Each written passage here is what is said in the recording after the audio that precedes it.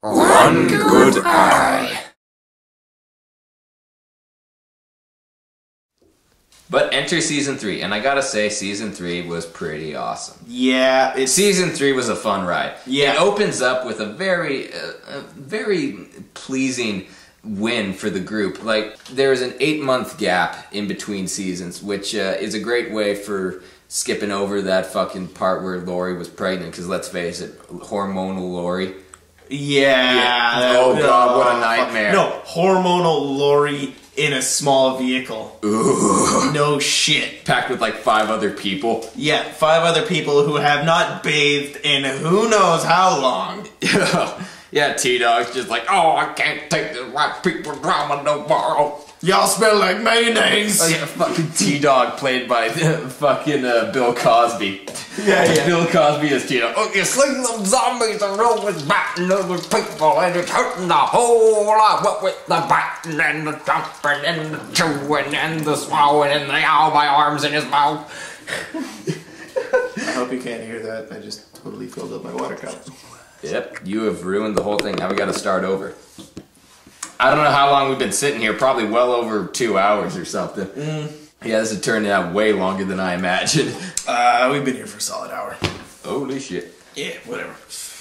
So anyways, yeah, season 3. Season 3 opens up with kind of showing you what life was like for them. They spent the whole winter going from house to house, abandoned barns and shit like that, raiding all the supplies and food they could find. It was a real quick hit and run. Like they would never stay in one spot for over, like, even half a day. Yeah, because the horde was apparently following them. Yeah, something like that. So Carl must have hit puberty at that point in some kind of growth spurt. Also, Glen hit puberty too. Yeah. Yeah, he hit puberty like 2 months after getting laid. It's like, this is awesome. And then his balls dropped. But you know if what? you listen closely, you could probably hear the 2 splats. Yeah. Oh, fell in the mud. Because you know what? He was pretty ballsy. At times. Until that turning point. Yes. But we are getting to that yet. It opens up with them stumbling across this prison, this abandoned prison. And they thought, like, oh, hey, the prison's infested with walkers, but I'll bet if we fucking use all of our skills and we very carefully pick off each and every area of the prison, we can eventually clear this place out and nestle down in it. Because it's a prison. I mean, it's supposed to keep people in, but at this point, it's going to keep zombies out. It serves that purpose quite well, too. Mm-hmm. Yeah, that's actually a pretty fucking good idea. It was a pretty good idea, and Rick and the group take over the yard. Okay, step 1 done. But now they have fences around them. So, you know, you smiled. You felt good about them. Yeah. And then in episode 2, they further investigate the prison. They take out more and more walkers. And Hershel, who, by the way, now has grown a beard and is rocking that beard. Yeah, he looks pretty badass. He looks like Santa Claus. Yeah, he turned into Santa Claus. Like a really angry, grumpy Santa Claus. Yeah, I wouldn't call him angry. He was just he was mellow. He was grumpy. I wouldn't say I would say stern. He was pretty stern. The whole realities of the situation were kind of... He yelled like once. It was pretty cool to see the evolution. Well, actually, it wasn't cool. It was infuriating. Yeah. See all the character development with Hershel that happened off screen in between seasons, because Hershel, season 3 Hershel and season 2 Hershel are really 2 very different people, and you never really get to see what set Hershel off like that. Season 2 Hershel was more like Dale, which I was really surprised that those 2 actors never had any scenes together because they were both very moral people. Yeah, they never really had a shitload of chemistry. No, they didn't, unfortunately. But season 3 Hershel is like a little mini Rick with a, you know, side odor of Dale. Kinda. Hershel, he gets bitten by a walker in the leg. Yeah. And He sort of did what... And they sort of drag him away from all the walkers into the cafeteria. And it's at that point in the series where Rick figures out, oh hey, maybe if we amputate the limb that got bitten, it'll stop the spread of the infection. And I thought, great, took 3 seasons for you to figure that out. God damn, Rick. I was thinking that from episode 1. Yeah, but in order to make the season more dramatic, they had to make it like an epiphany immediate, like in that circumstance. But that's the sort of shit you just know when you're in a zombie apocalypse. That's just the sort of shit you know. You've been thinking of it now. Yeah, he took a bloody axe or machete or something, which which, if I'm not mistaken, was already covered in walker blood, so a bit redundant. But yeah, that didn't make a whole lot of sense. But what do you know? It worked. He cut off his leg right in the middle of the calf too. I don't know what his understanding was there. I mean, right through the bone. Why'd you do that? Because he's a moron. Good explanation. Okay, so okay, who cares? It worked. Yeah, it worked. Hershel wound up surviving, but not before they encountered 5 prisoners who were hiding out in the cafeteria. They just see this and like, holy shit. Like, what did they have? They had a gigantic black fella, a teeny tiny black fella, and a medium-sized black fella. To be fair, the medium-sized black fella was a little bit more on the big side. Okay, so they had a big black guy, a big black guy, and then a small black guy. But you know, the big black guy did kind of make big black guy look like medium black guy. Yeah, he did He was extra large. Yeah, he was extra large black guy. At least 2 X's in the large. Yeah. And they had a Mexican dude, which looked kind of like who's that fucking actor? He was in he's in all those Rob Zombie movies, and he. You know, the Mexican dude always has the long hair. Shit. He was in Machete. Who? Danny Trejo. Yeah, that's the guy. Yeah, it's not Danny Trejo, but he looks like him. The guy. At least I thought so. He looked like a younger version of Danny Trejo. That guy who was in the Mexican Prisoner. He was in the movie Looper. Have you seen it? I have not seen that one. Okay, if any of you have not seen that movie, I recommend you watch it. It's a good movie. It's just a little bit perverted at times. Swell. Anyway, back to subject at hand. They also have a little white guy, and I really like that little white guy right off the start because I swear to God I recognize his actor from somewhere. The character's name is Axel, and he's played by Lou Temple. Like, I had to look this up because for the longest time... Oh my God, is he one of the rednecks in Halloween?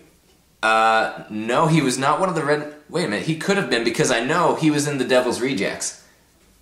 Yeah, I think he was! Oh shit, right off the beginning! Yes! Yeah! Well, it took you like 2 seconds to figure it out. For me, I was like squinting at the screen every single time that guy got airtime. Like, where have I seen you before? Well, was it an episode of My Name is Earl? Was it? You mentioned Rob Zombie before, and I'm just like, oh man, was he one of the rapists in the psych ward right at the beginning of Halloween? Yeah, I think that might have been him. Yeah. Yeah, you're right. I'm gonna check that right now, actually. I did look it up, and that is not where I remember him from. He was in Unstoppable. He had a big role in that movie. And he was also in Lawless. Oh, yeah? Which I have not seen, but apparently he had a decently big role in that Western movie called Lawless. That is why I like this fucking character, just because there's a mystery to his actor. Because quite frankly... Fucking A, he was in Halloween! Oh, nice! Yeah! You've solved the mystery to who the hell is Lou Temple. Yeah. Rapist at Halloween. Hell yeah. You may want to make a better mark on you know, the film industry than that, though. Well, he's working on it. Yeah. The 5 prisoners, they're like, oh man, what's going on? We've just been hiding out in this cafeteria for 6 goddamn months, or... What was that? Yeah, they said 6 months. Yeah, they said 6 months, even though this whole thing had been going on for way more than 6 months. I mean, the gap between season 2 and 3 was 8 months. So, like, unless I'm mistaken here, that is a great big plot fucking crevice. Damn straight. Like, And how the hell did it survive that long without water? Yeah, I think they might have had a sink. For some reason, the plumbing just kept up in the prison. Wouldn't. And they had a shitload of food saved up in the cafeteria that they nommed on for quite a while. Oh and, man, that room? Yeah, that back room that they kept on shitting in. I was like, goddamn, like, I know that criminals typically aren't very smart, but really, like, you've been hiding. A guard saved your ass. He, like, pulled you out of the fire, made you hide in there. He said he'd be back. He never came back. It's been 6 goddamn months. Don't you think you should maybe, like, poke your head outside at the very least and see what's what? Yeah. Instead of just continuing to eat in the cafeteria and shit in that little room. God, that must have smelled horrible. Although why wouldn't they have, like, tried to break out the bars of the window? There would have been shit around that they could have hit it with. Maybe. Like, they had big burly black guy to maybe... Yeah. No shit. I never remembered his name. I don't know if they ever mentioned his name. I'm just gonna call him Grizzly Bear. Yeah, Grizzly Bear. Because that's what he reminds me of.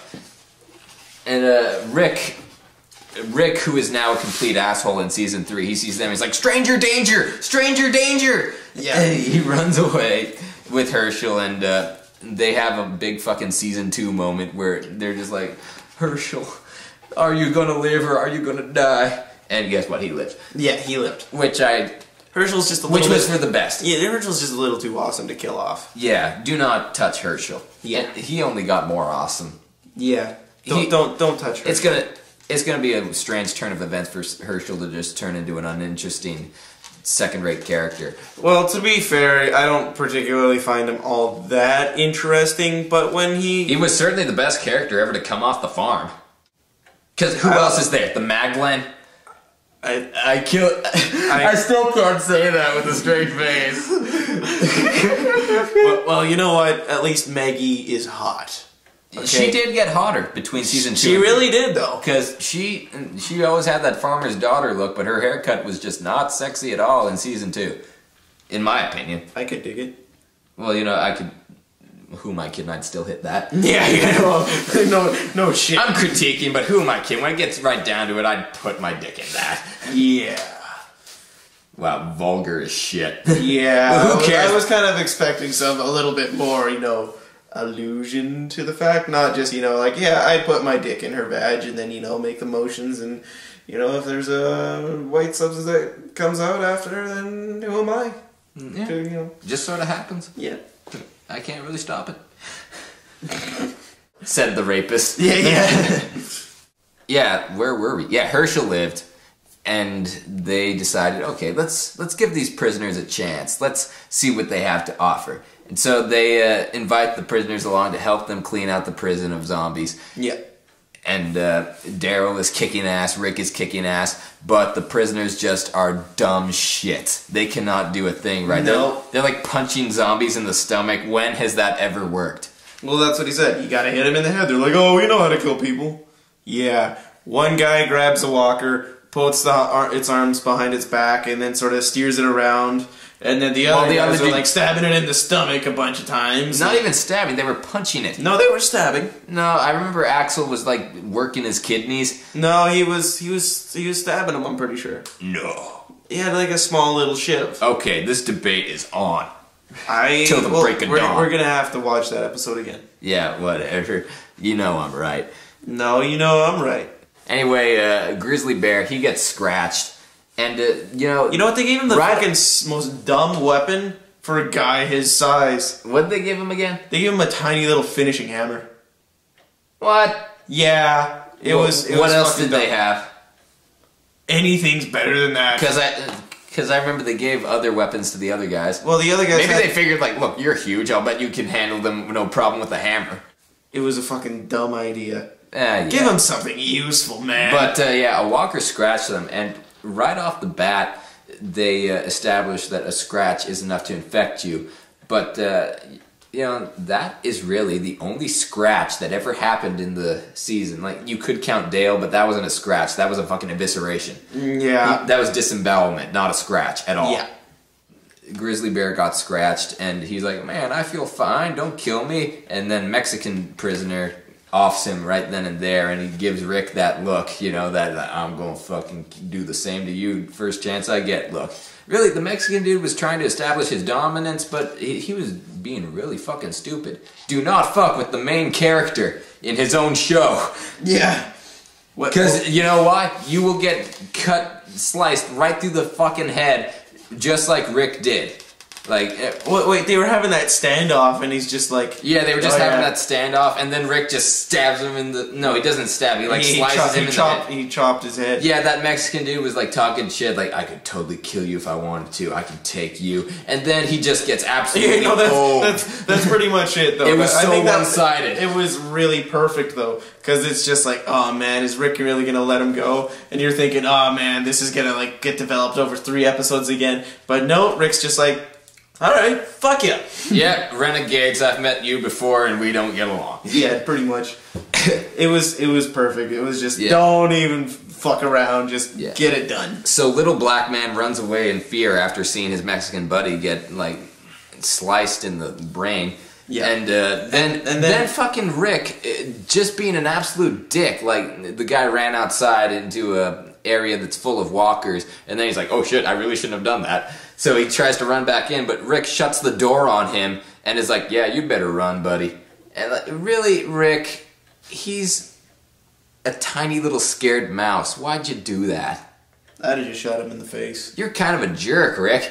Yeah, jerk Rick was being a jerk. Jick, if you will. Yeah. Or more fitting, dick. Yes. Yeah, that is dick. Okay, way better than Jick. Kudos. Yeah, dick. He comes back and Oscar, the medium black guy, that's apparently his name. Yeah. He's just like, yeah, I don't care what you do to me. I'm not gonna beg for my life. And then Axel's like, oh man, don't shoot me, man, don't shoot me. Yeah, don't shoot you may not want to beg for your life, but I sure as fuck will. Don't kill me! Yeah, fucking... Yeah, Axel is the white guy's name. And, yo, I gotta admit, that's probably... Or the rapist from Halloween. Yes, that's very true. Axel, I gotta say, is probably one of the coolest names in the series. Yeah. Unfortunately, they gave it to the most redneck character ever. I don't know, Merle's kind of a redneck. Yeah. Actually, Daryl's the redneck. Who are we kidding? He uses a crossbow to shoot possums and cook them. True. That's the most redneck that show gets. So they decide to let Axel and Oscar live. They give them their own cell block, too. Yeah, they give them their own little cell block, and I'm not really sure what their plan is. Just, like, isolate them and... Well, yeah, they didn't want to have any problems with them. So they're just like, here's your area, here's our area, you come in our area, we shoot you. Yeah, they just isolated them. You're right. That's how I remember it. They isolated them like, you stay away from us, we'll stay away from you. But Axel's just like, oh, come on, man. I really want in on this group. You got some awesome characters. Well, that happened later, though. But that was after a few episodes. And then they're just like, okay, can we please be part of your group? And Rick's is just like, fine. Fine, whatever. It was actually way more dramatic than that. You see, little black man, it turns out, he survived that horde of walkers. Like, you heard him screaming, but, you know, when someone's screaming, it means they're still alive. Yeah. Speaking of which, we totally forgot about Andrea. Andrea?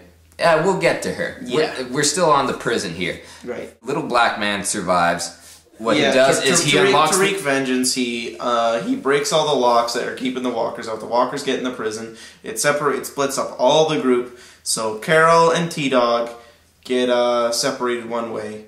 But T-Dog has already got bitten, closing a gate, keeping them out. So T-Dog already knows he's going to be fucking dead this episode. And so he saves Carol by holding down 2 walkers while they munch on him and lets Carol escape. Which, you know, T-Dog never really was a very interesting character. Like, he did not get a lot of airtime. No. Sophia's fucking doll got more airtime in Season 2 than T-Dog did.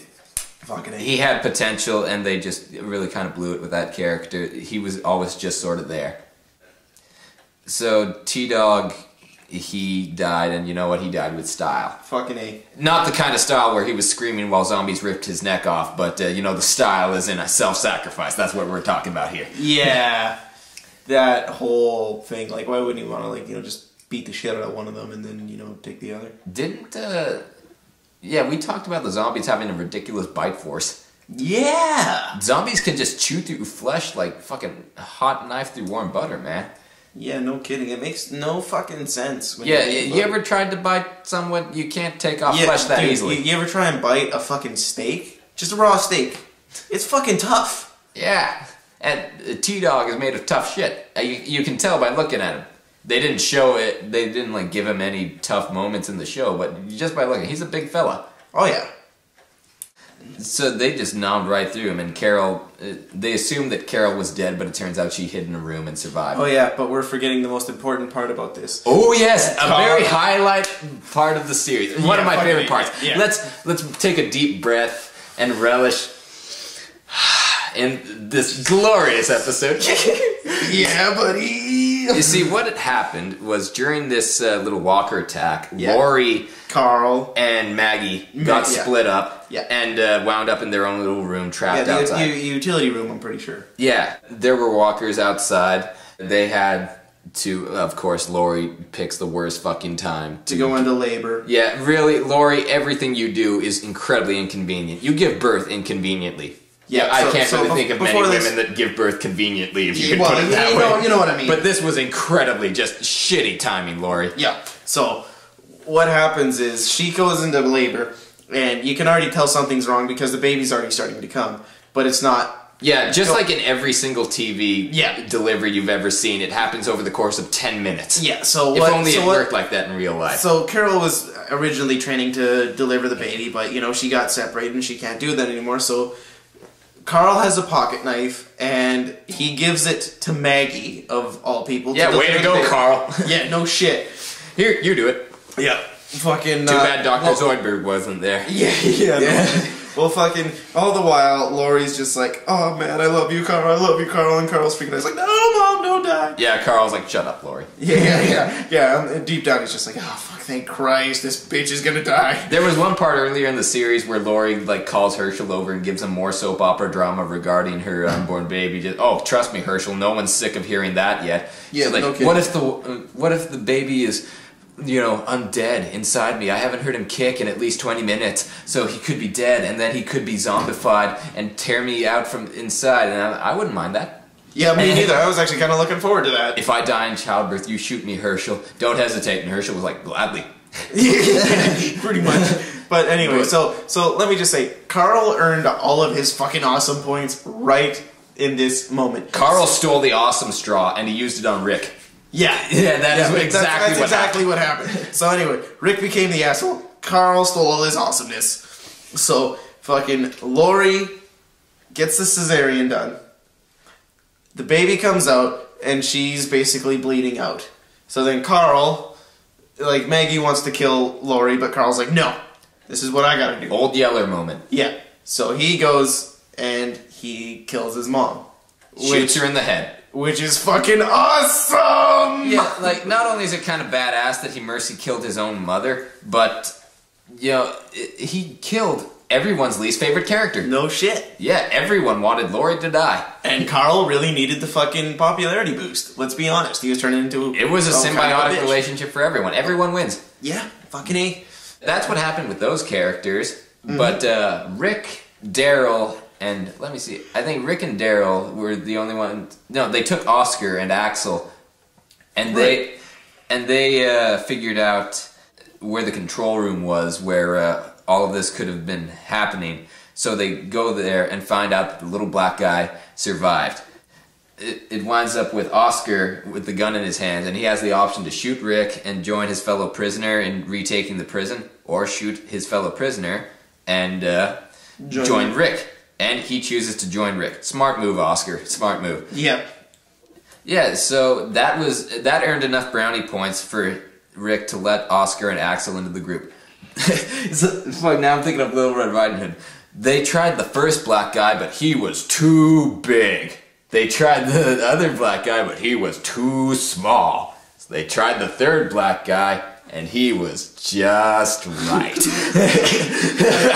That's fucking Goldilocks.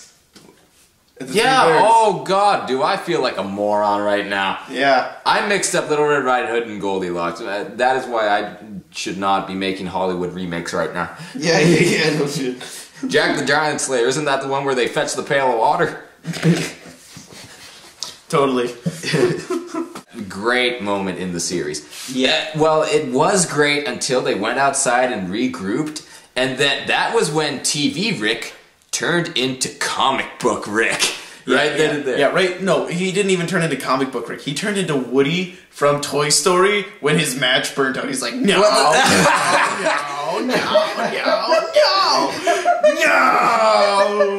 Oh, dude, you hit the nail right on the head there. Like, that was just fucking pathetic. Carl was just standing there taking it like a man. He was like all silent. And but you could tell he was like really torn up inside. Carl was terrific there, but Rick, like, not even on a writing level. His actor failed miserably there. Yeah. He was like going, no, like screaming at the walls. No, he's like all up in Carl's face. No. He literally assumed the fetal position on the floor. No. I would not have been too surprised if like he put on a Darth Vader mask and was like, No.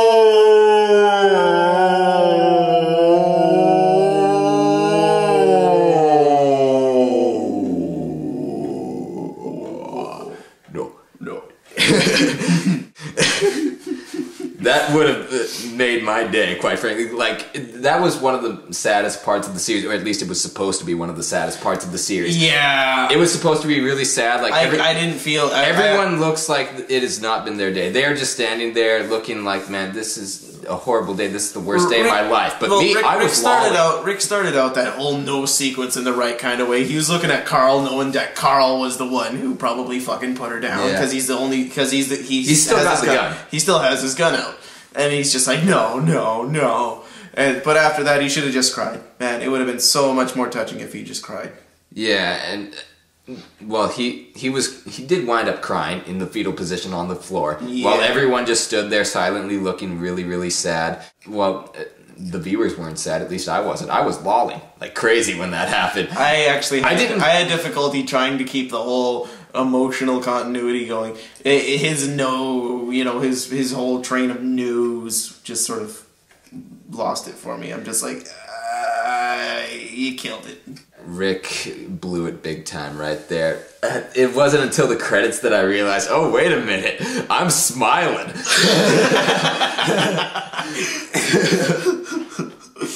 And I never, like, laugh watching The Walking Dead because that's the one thing the series absolutely lacks, is comedy. Yeah. Except for when Laurie dies, then you're just... I was truly giddy. I'm just like, did they kill her? Yes! Yeah, buddy! And so, like, yeah, we've talked about the prison enough. Now we should probably get back to, like, Andrea and the ninja, which turns out is a black woman. A blob. She's got the blob on her side. Yeah. No, a black lady named Michonne, who, I mean, I'm probably not alone in this, but I think she's damn fine with the wig. Yeah, with the wig. With the wig. Does she qualify as stupid name number 10? It could be exotic, but you know what? No, this isn't the Deep South. This is stupid name number 10. Yeah, stupid name number 10. Yeah, Michonne. Michonne is played by Denai Guerrera, and don't feel bad if you've never heard of her before, because no one has. Really? I haven't. I don't think I have. Well, you never know. Okay. No, I don't think I have. No, Guerrera. You're thinking of guerrilla warfare. Guerrera in America. America. Andrea and Michonne have been surviving like the whole winter on their own. Andrea's got... They're really close friends. They're BFFs. Yeah, BFFs. And Andrea has like a really bad sickness. Yeah, she's not doing well. No. And Michonne is like immune to anything that makes her look like a pussy. Yeah, because she is the only... Well, wait, she's going to be the only consistent alive black character you know of, because not only is she lady... But she uses a fucking samurai sword, which is badass. Yeah, like the whole series, I was thinking that a sword would be pretty cool to use in this series. Yeah. And yeah, we have been going on for a really long time now. If you are still listening, then for the love of God, thank you. You are very patient. Yeah, and we appreciate it. Yeah, we hope that our video pleases you. If not, unless you're black, then we know it won't please you because we've just been attacking or any minority for that matter. Yeah, we've just been attacking you guys this whole time. We're sorry, you're cool. Hey, wait, we haven't pissed off Jews yet. Yeah, well, as soon as they introduce a Jewish character, we'll be all over that shit. True. Jewish jokes left and right. Yeah. Yeah, season 4, a rabbi shows up with a fucking machete in one hand and a minigun in the other. You never know if the guy's gonna kill walkers or give out circumcisions. Yeah, that's probably how he started killing walkers. That's where he got his practice. Yeah. Cuts the skin off their neck. Yeah. Nothing quite like a walker killing practice like a good circumcision. Oi, Hershel. Oh no, not another one. Not another one. Yeah, they'll have another doctor. This one can only give out circumcision, so. Most useless person in a zombie apocalypse. I've got foreskin cancer. Who can help me? I'll help you. Yeah. Andrea and Michonne, they see the helicopter crash. And no, I don't think this is the helicopter that Rick saw in Atlanta, that umbrella helicopter that we were talking about earlier. Yeah, no. Because you know what, to this day, I still think that they're going to wind up doing something like Umbrella. I really hope they don't. Well, let's face it, this show is probably going to go on for a really long time. And like it does with all these other shows like Lost or Supernatural, the plot just gets bigger and bigger and bigger, and to the point where it's almost just fucking stupid. Yeah. And if it goes on for too long, I can guarantee the group is going to be trying to take down the Umbrella Corp responsible for the zombie plague or whatnot. Yeah. Resident Evil style or whatnot. I really hope they I really hope they don't pick on the government. But they are waiting for that to happen still. They are not going there just yet. This helicopter is part of a different group, just like, 10-4 on ground base. We have been hovering over a farm for a whole season and nothing interesting has happened. Moving on to Sector 17. But no, they didn't make it. I think they ran out of fuel or something, or some sort of malfunction. Well, it makes sense. They were hovering there for the whole fucking season. Yeah, ever since episode 2, they've just been up in the sky. It had to happen sometime. Yeah, no shit. It was like, here's this guy who saw us. We're just gonna make sure that he doesn't know what we're doing here. Yeah, it's stealthy helicopter, by the way. Yeah. So anyway, they crash. Andrea and Michonne decide to investigate. Michonne and Andrea, they see the crash, and then they see a bunch of people show up there. This is the introduction of the governor and his people. So what they see, the governor and his people stabbing and shooting all these people in the head. But they don't know that when you die, you become walkers regardless yet. So they're like, oh my god, these people are like, scavenging and killing these people. Yeah, apparently the governor and his men seem to have figured out that you become a walker when you die, no matter what. And they must have figured that out on their own, and you know what, I'll believe that. Yeah, well, I can I'll let that go. Yeah. So anyway, Andrea and Michonne are just like, oh shit. But then who shows up? Merle. And he's just Merle! Yeah. So he shows up and spoils their party, and they're just like, oh, look at these two. They saw us. So. He cut off his hand earlier, and he's replaced it with kind of a badass mechanism. Yeah, it's a metal stump. Yeah, it's basically it's a metal stump with a blade on the bottom, a bayonet on the bottom. Yeah, which is pretty fucking cool. And he had the bayonet specially designed to fit on, I believe, but later on he just duct taped a knife to it. Yeah, he would have lost that though when the governor caught him. Yeah, but spoiler alert. Yeah, by the way, getting ahead of ourselves here. Then what happens is Merle, he recognizes Andrea, and he's just like, oh, maybe Andrea can lead me to Daryl. For that reason, he decides not to kill them. He gives them to the governor. Gives them to the governor, who is just George Washington. Yeah. Just that perfect leader who's gonna lead us all from the zombie apocalypse, like deliver us through the promised land that is Woodbury, by the way. That's the community that he's working in. And at first, when you see Woodbury, you're like, holy shit, this is too good to be true. Guess what it is? Yeah, the governor's a fucking dick. Oh yeah, like, let me see, one episode in. Like, there was one survivor from the helicopter that they managed to keep alive. He's in the hospital. He tells them. By the way, Woodbury has a hospital. There's 75 citizens that all happen to be pussies. Like, this is where all the pussies went, and the governor and his small group of badasses seem to be protecting them.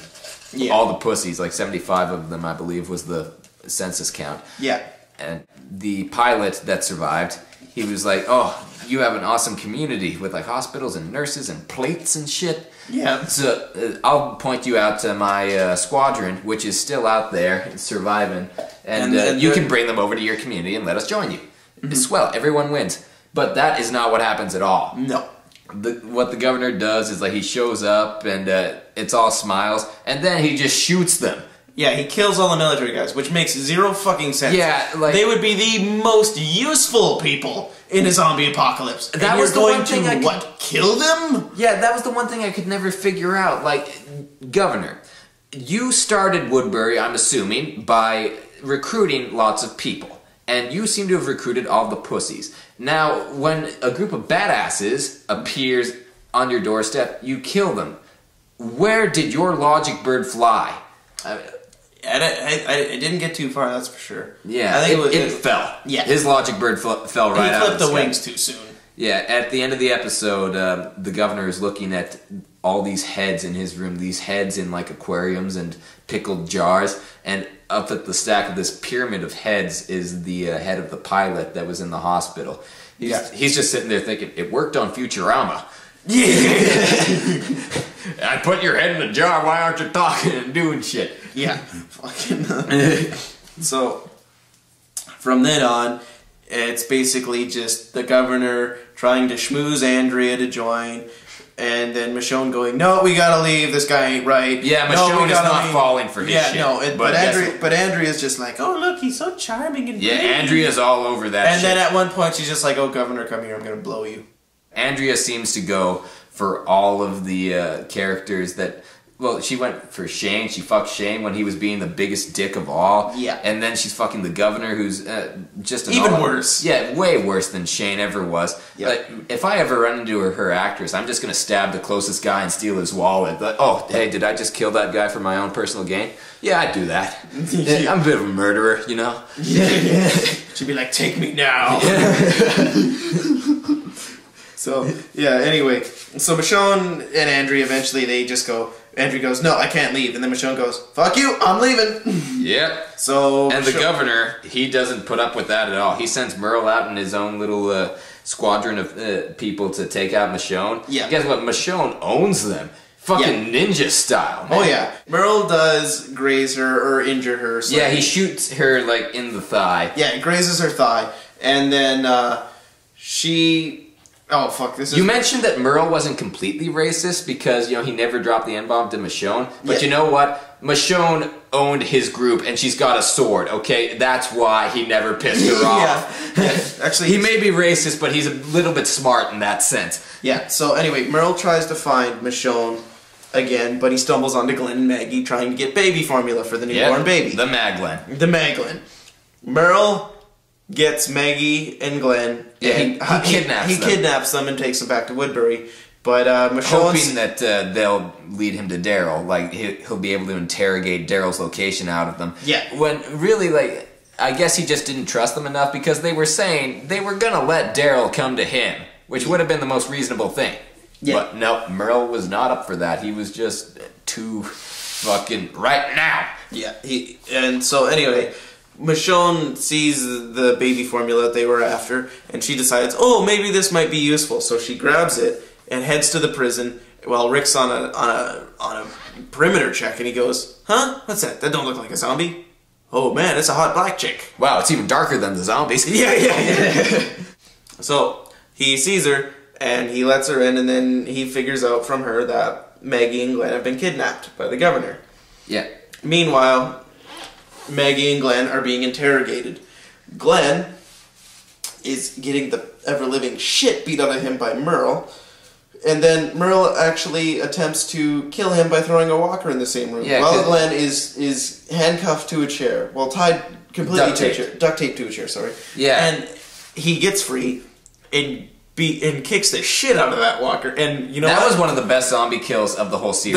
That probably was. It was fucking awesome. Like, Glen really did well with that kill. He earned some great points. Like, at that episode, I thought, wow, Glen could be a real badass. Yeah. I was wrong. Yeah, no. He was turning into a real badass. Because in the very next room, the governor is, like, using his psychological tactics on Maggie. He fake rapes Maggie. Yeah, he makes her take off her top and then bends her over and is just like, just kidding. Yeah, he's just a great big rapist troll. Yeah, he maybe grinded against her a little bit, but you know what? Probably got a Woody from it. That's about it. Well, and anyway, so Merle went all Rambo on Glen, beat the crap out of him, and Glen's just like, yeah, man, it's whatever. I mean, I can take a beating. You can throw a zombie at me, and it's no biggie. But what he can't handle, the governor half rapes Maggie, like dry humps her. He flips shit for 3 fucking episodes, it seems. Like, the governor made it look like he had raped her. It did look like that because he let her into the room with no clothes on. But then Glen was just flipping shit about it, just like pulling a Laurie right there. Yeah, well, fuck. But you know what? To be quite frank, there's no better way to piss off a guy than to rape his girl. You know what? That is true. But you know what? After that, he like confronted her. It was at this point where I was starting to get sick of it, but not quite yet. Glen confronted Maggie, and Maggie told him everything. Like, did he rape you? No, he didn't rape me. Oh, really? Well, I'm still gonna freak out about it. I'm still gonna make a big fucking deal about it. I'm still angry. Okay, I am still in season 2 mode right now, and I'm gonna stay that way. Oh, fuck. In season 2. That's almost a curse word, actually. It is. Season 2 has become a metaphor for everything bad involving The Walking Dead.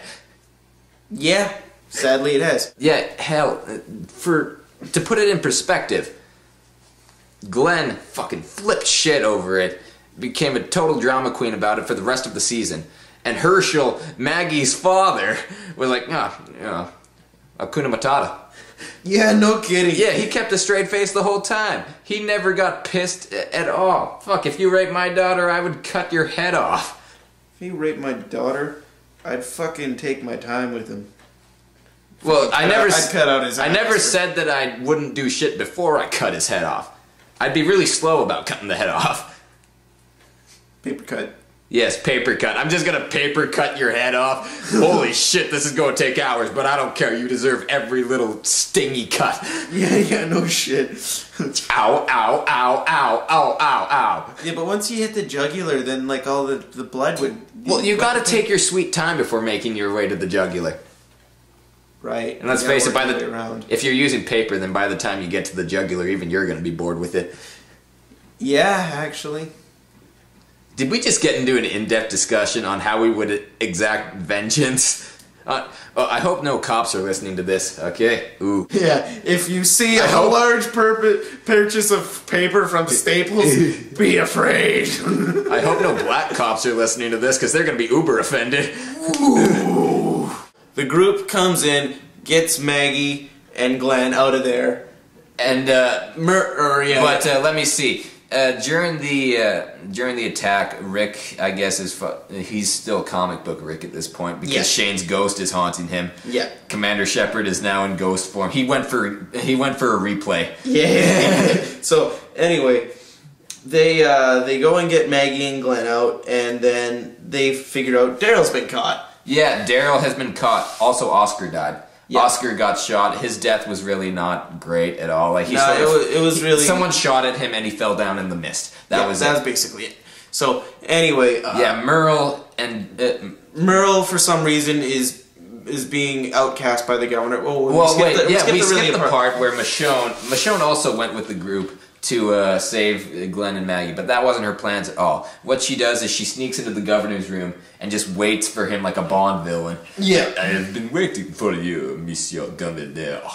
Anyway. Yeah, she's French now. Yeah. Oh, I shall stab you in the head with this glass piece. Oh! No, yeah, that's after she kills his zombified daughter. Yeah, he's got a zombified daughter in a straitjacket in a room. Yeah. And it's kind of the same deal with Hershel and his barn full of walkers. He still thinks that she can be saved. Yeah. Because he's got a scientist friend named Milton. Stupid name number 11. Yeah, Milton. By far the worst. Yeah, Milton. Yeah, I gotta say, maybe if his mother was hot. Yeah, we could call him Milton.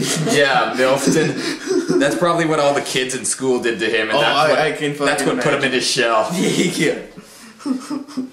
So Milton is working on a cure so that he can save the governor's daughter. Yeah. Michonne kind of cuts those plans short. She kills his daughter in front of him. They have a giant fist fight. Yeah, he freaked out, and they had a pretty long fist fight, really. Yeah, he was trying to... It was really extended. Like, he was trying to stuff her face into one of the walker heads that was like, nom nom nom nom. Yeah, she grabs a glass piece, stabs him in the right eye, and then he's just like, I give up. And she gets away. Yeah, alright! Yeah. Yeah, she was gonna kill him, but then Andrea showed up at the worst possible time. And, like, you know what? Over the course of season 3, there were at least, like, 16 opportunities to kill the governor, but he always narrowly missed, ever so slightly. Yeah. He's got luck like you wouldn't believe. I swear, he keeps a leprechaun hidden in his pants. Up his ass, probably. Yeah, that would befit his rapist persona. So, Michonne manages to escape. The governor has to look like a pirate now. Yeah. Imagine how pissed he would be if one of his henchmen just gave him a parrot for his birthday. Like, fuck you. Yeah, no shit. I don't mean to sound like an asshole, but first time I saw him with the eye patch, the first thing I thought was, Yar! Yar, baby, Merle betrayed us for his brother. Yeah. He shall walk the plank now. Which is kind of plank. Because that's what they sort of did. Like, they have these walker fights in Woodbury, like UFC style. Yeah. And what they did was they forced Daryl and Merle to beat the crap out of each fight to the death. That was their thing, and that was the cliffhanger that they left us with for a goddamn month and a half. It was more than that. Let me see. When was that mid-season gap? November. Okay, who cares? It was really, really fucking infuriating. Yeah. Yeah, Like, it's pretty fucking choked. Yeah, it said The Walking Dead will return in February, and I heard the whole nation moan. Yeah. Oh. Oh, are you fucking kidding me? Facebook was flooded with statuses like, really? February? Come on, AMC. What the fuck? No kidding. Smart move on their part, though. I don't know. Like, I guess they just needed more time to finish filming. Yeah, I suppose. So yeah, they left us on this cliffhanger like, oh, our favorite character is really fucked. But you know what? No. That cliffhanger got resolved in a matter of 3 minutes. Yeah. 3 minutes and everything was back to normal. That always seems to happen with like part 1 and part 2, and it ends with like the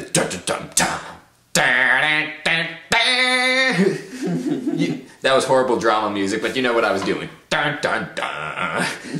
And then, like, in the next part, oh, guess what? Everything's back to normal. Yeah, pretty much. Let's get on with our... That was it. They're just like, oh, watch me, little brother, we're gonna figure this out. And so then they started beating each other up, and then immediately they're just like, no, we're gonna tag team it. And then everyone showed up, and they're just like, oh, he got your ass. Yeah, Rick came back, like, take this, Blackbeard. And then he 2 shots, and all of the pussies of Woodbury just ran away. It's like, oh my god, they have guns! And my favorite part of that whole scene was like one of the governor's henchmen had stolen Daryl's crossbow, and he's just walking around like in the smoke bombs that they had thrown, and Daryl just runs out of the smoke, punches him in the face, snatches the crossbow, and runs away in like 3 seconds. Just, my crossbow! Just play it so, my crossbow, you give that back to me. This crossbow has survived the entire series thus far, and I am not letting it go. That crossbow is a very significant character, actually. One of my favorite characters.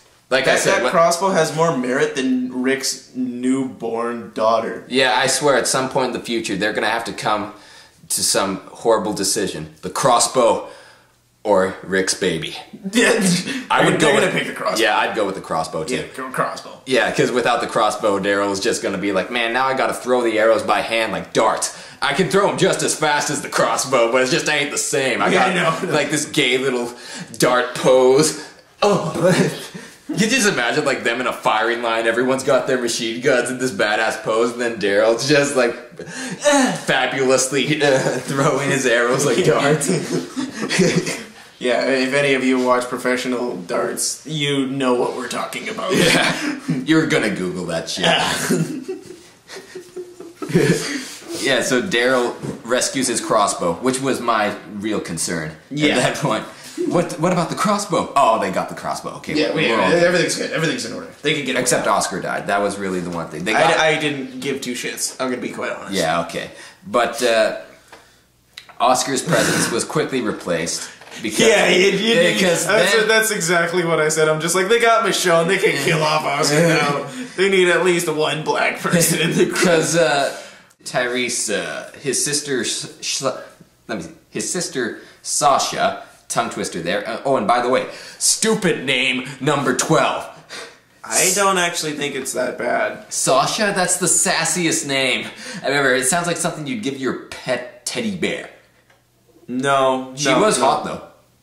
I'm gonna... No. Okay, well, maybe not hot, but cute. More so than Michonne, I would argue. Agree to disagree. Yeah, you know what? Fine, we'll leave it at that. Yeah, her brother Tyreese, asshole white guy friend, whose name I still don't know. I don't know him. I know his son's name was Ben. And he died. Yeah. Spoiler alert!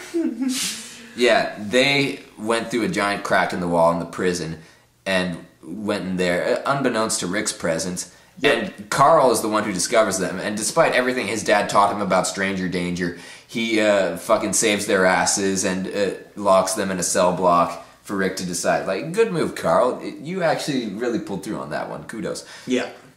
Rick showed up after the prison raid, and he was like, hey, fuck off. Yeah. We don't want you anymore. Stranger danger. Stranger fucking danger. Well, it wasn't even that. Rick's just like, I gotta think about this, man. This is really fucking hard. And then he's just like, and then oh my god, Laurie's back. Oh, fuck. The ghost of Laurie. Why? Why the fuck? I thought we had gotten rid of her. Like, whose fucking dick is her actress sucking to stay on this show? Like, she must be sucking a lot of dicks in order for them to write a ghost onto The Walking Dead. That's maybe just a little bit harsh, because the actress, I think, is pretty good. Because she did make us hate her character. That was not the intention at all. I mean, like, they wanted Laurie to be a nice, lasting character. The only reason they killed her off like that was because, yeah, we couldn't help but notice everyone hates her. I don't think so. You know I'm right. Because she was pretty good in Prison Break, wasn't she? She was good in Prison Break, yeah, but not in The Walking Dead. No, I think it's a character more than anything, because AMC always fucking has that. Maybe it is their fault. Yeah, Rick sees her ghost and he totally freaks out, and then Tyreese gets scared off by Crazy Rick, and he's out of there. And you know what? I was surprised by that, because I really thought they were going to keep Tyreese. I thought that they were going to make him a consistent character on the show. Just like from the comics. No, not because of the comics, because T-Dog's dead. They need a new black guy. Plain and simple. Like, Oscar's dead too. Like, wow, black people have horrible luck on this show. Yeah. Like, holy shit, Rick didn't even need to see a ghost in order to scare Tyreese away. He's like, you picked the wrong show, buddy. You want to know what happened to our last black guy? No, I could just see Daryl wearing a baseball cap. We don't take kindly to your kind around here. Well, that's what Merle did right at the start, eh? That's true. But yeah, black people have horrible luck on this show. I mean, holy shit. Oscar died after like 2 episodes. Like, the only reason they let him in was because he shot another brother. Yeah. They're just like, you killed one of your own kind. You're cool now. And the big black guy didn't last very long at all. T-Dog lasted 3 seasons. He had a long run. No, he lasted 2 seasons. The big black guy only lasted it. He lasted 2.5 seasons, technically. So, yeah, T-Dog... Yeah, T-Dog had the longest run of anyone. Yeah, his black sister didn't even last a season. Yeah, holy shit. And Michonne, I do think, is going to stay for a while longer because she's got a sword and fans love her for that. Yeah, and she's pretty hot. You know, she's hot because of the sword, I will argue this. I would hit that up. Yeah, you've established that, Nick. No, like, really. I would. More than Laurie. Yeah. More than Andrea. Okay, well, neither one of them are really... They look kind of old.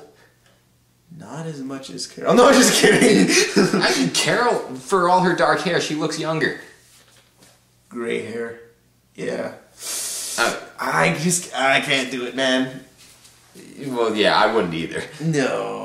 Derek hair is really not... Yeah, no, Daryl could do a lot better. Daryl could do a lot better. There are a lot of fangirls out there that would gladly go to Norman Reedus. Yeah. No. Yeah. I can't say anything. It's not the same thing. We're being really ignorant right about now. Yeah, we are being pretty fucking judgmental. Ignorant is funny, though. True. For us, at least. It's bliss. Yes, ignorance is bliss. 'Tis true. But yeah, Tyreese fucked off because he realized, oh shit, we're on The Walking Dead. Yeah. We know what happens to black people on this show. Let's get out of here. Meanwhile, over at Woodbury, Andrea is still banging the governor and still buying all of his lies. I remember Andrea wanting to be a strong, independent woman, like, give me a gun, teach me how to shoot, I want to be strong, I want to be independent, and then the first thing she does is plow a psychotic rapist. Who has power? He could tell her that if a walker bit her, she would turn into a unicorn, and she would believe his. She really would. It would take a little bit of selling, but she would. Because when you think about it, the governor is not a great liar. His lies are really bullshitty, but people you can see people choose to believe the governor. Exactly. Bullshit. You could go about questioning them fairly easy, like relatively easy. But you know what? It's not that they're half-assed lies. It's just that they're kind of incomplete. Yeah. All he does is plays on people's ignorance or. They're wanting to be ignorant. Well, he's playing George Washington right now, and people just go to that. Like, it's the middle of the zombie apocalypse, and they want a strong leader to lead them to paradise, which is essentially what he was offering. So, yeah, if he feeds you a bunch of bullshit, you'll take it. Yeah, I gotta agree with that. That's what Andrea did. Yeah, she bought the BS. Yeah, and so did Milton. Oh, and guess what? Stupid name. She managed to. Oh yeah, speaking of stupid names. She managed to get the governor's name out. Philip! That is one of my least favorite names. Stupid name number... What are we at? 13? 12? I think 13. 13. Stupid name number 13. Philip. The worst of the worst. Oh, God. No. Milton's still worse, but Philip is pretty bad. Yeah, I think you'll agree with me. That's a disgusting name. I can just picture his henchmen, like... talking glorious about him, like, he leads us through the mist. He leads us into the light. He is our light in darkness, our one glorious beacon of hope. The ones who know him as their leader, they call him the governor. But those who know him as a man, they call him Philip. And everyone in the room, just like you, starts laughing. How did they take that seriously? Yeah, no shit. No wonder he gave himself a nickname. He is the great Philip. No wonder he gave himself a nickname. No shit. Well, actually, he didn't give himself a nickname. They gave himself. Well, I don't blame him. Yeah, I don't blame them either. Yeah. Who wants to follow a guy named Philip? Ugh. No shit. A lot of shit went down in the prison, but when you think about it, not a whole lot went down in Woodbury. Like, Andrea was banging the governor. Hey, what would you call that combination? Andrelip? The Andronator. Andronator. The Andronator. Oh, fuck, that would be perfect for when, if they ever see the helicopter again. Get to the chopper!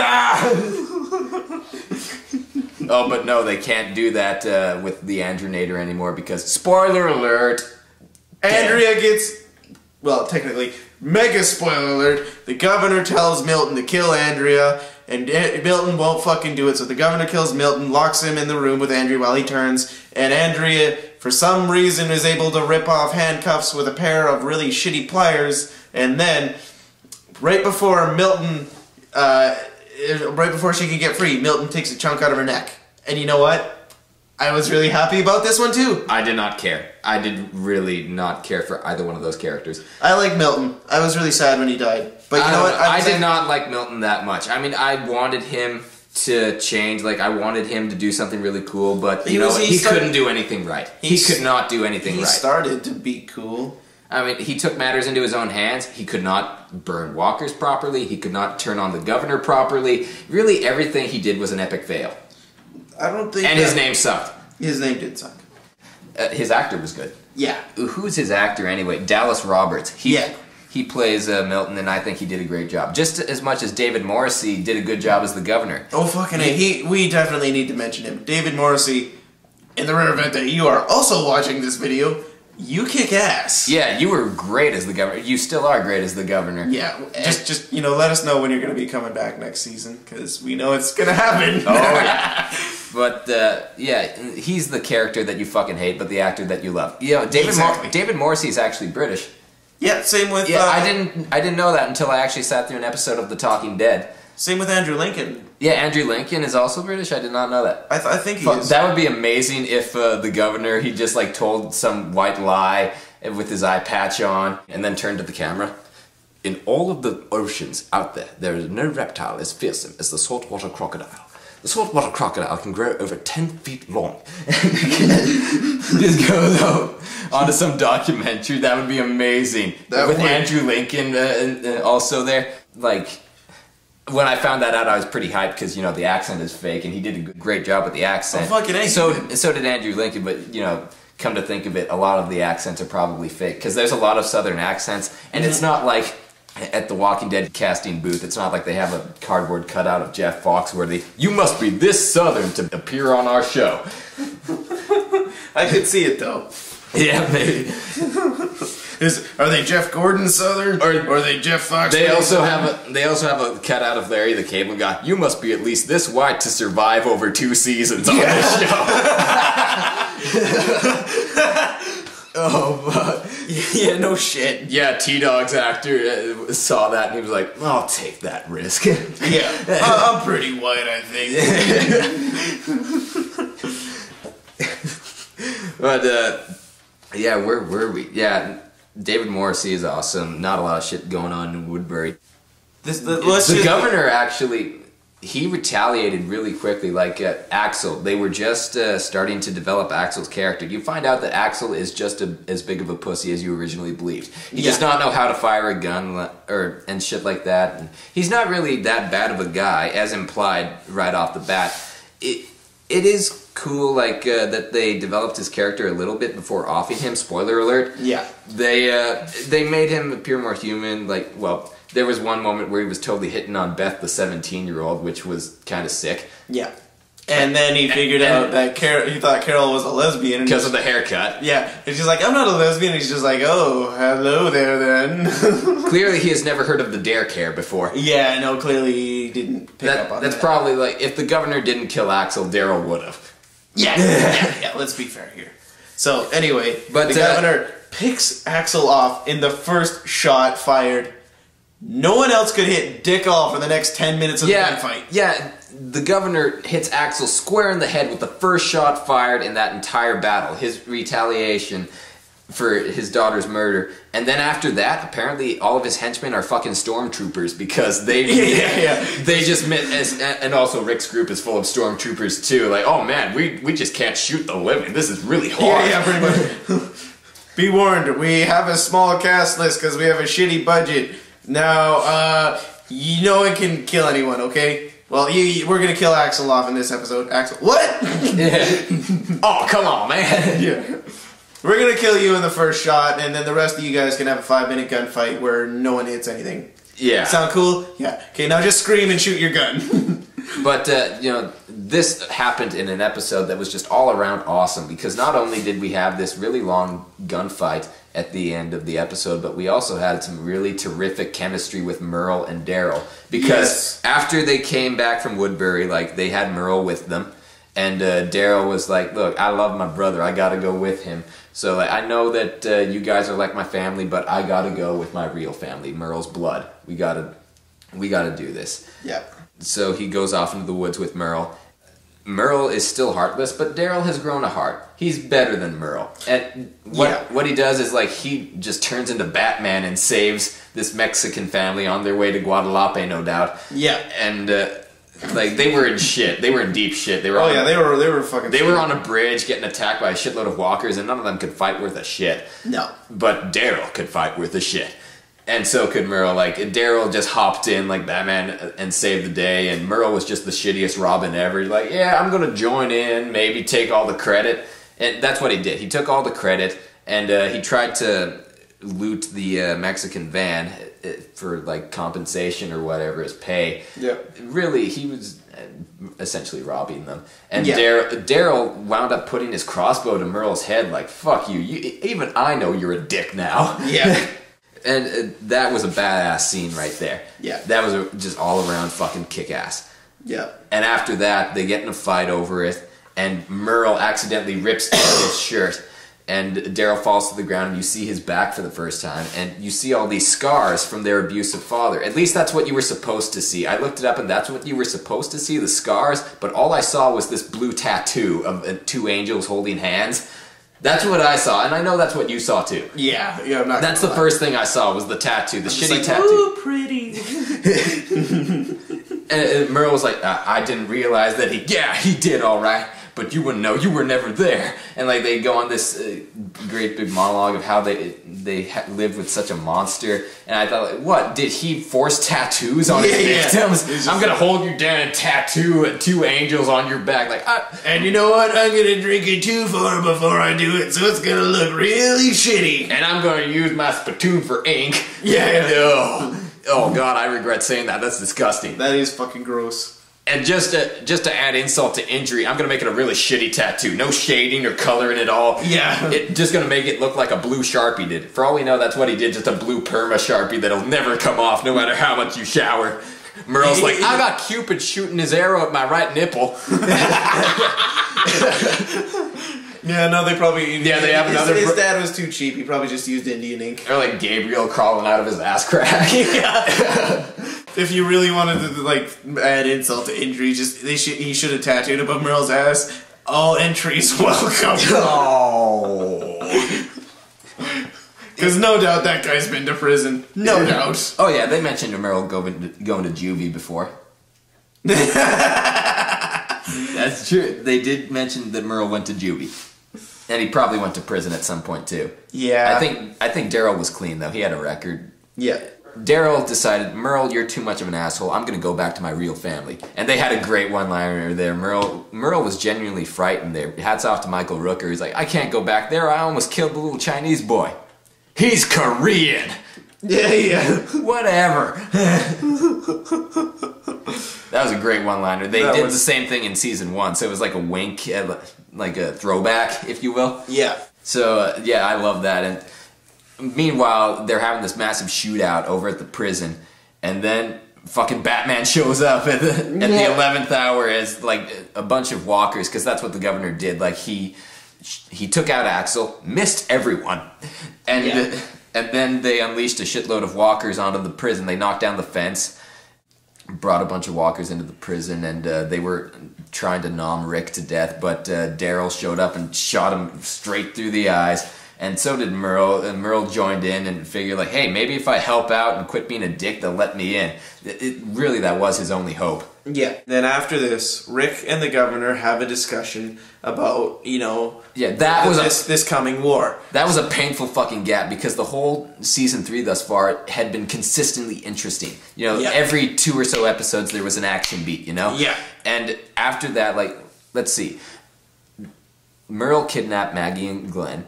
Then Rick rescued them and took out a shitload of people. Yeah. And then just 2 episodes later, the governor retaliated with this awesome gunfight. Yeah. And then it took them all the way till the season finale for another battle.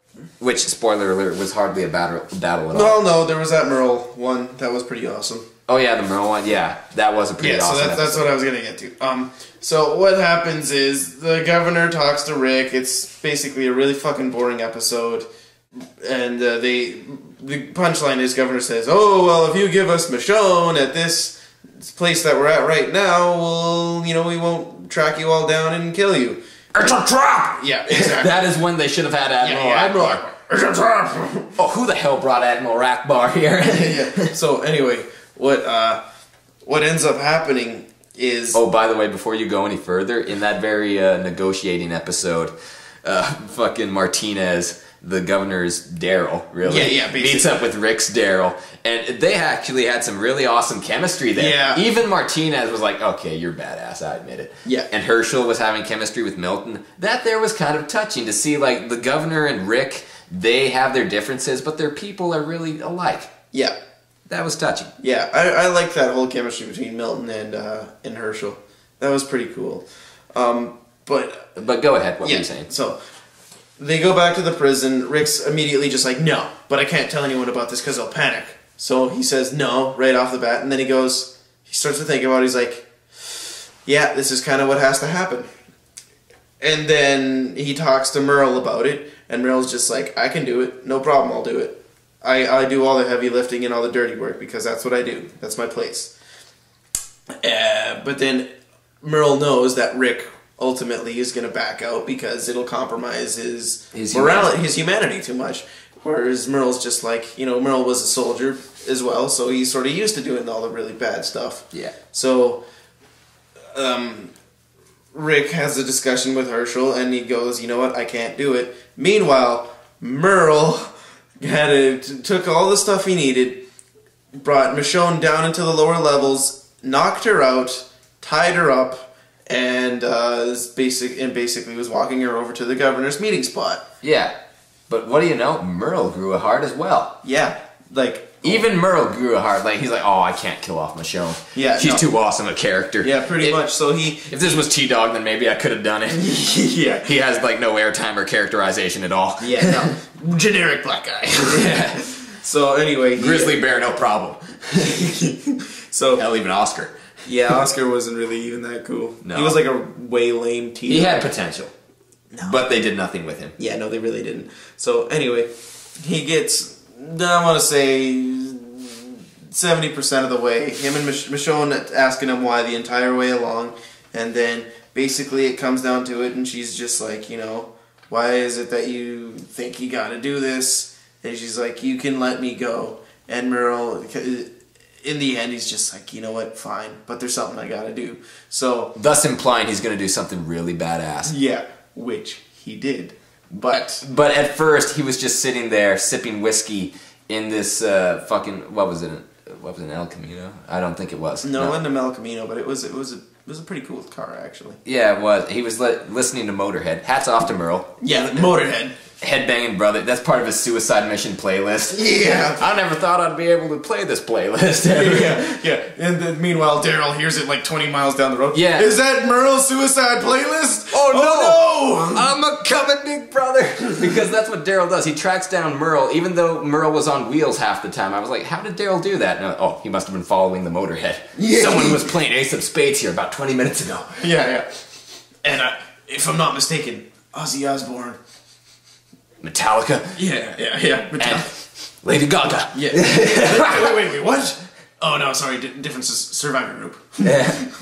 Yeah, when Merle went there, he was dragging along a giant pack of walkers. And he was playing a song that I didn't recognize, and I think it would have been deliciously ironic if he was like playing Skrillex or something. I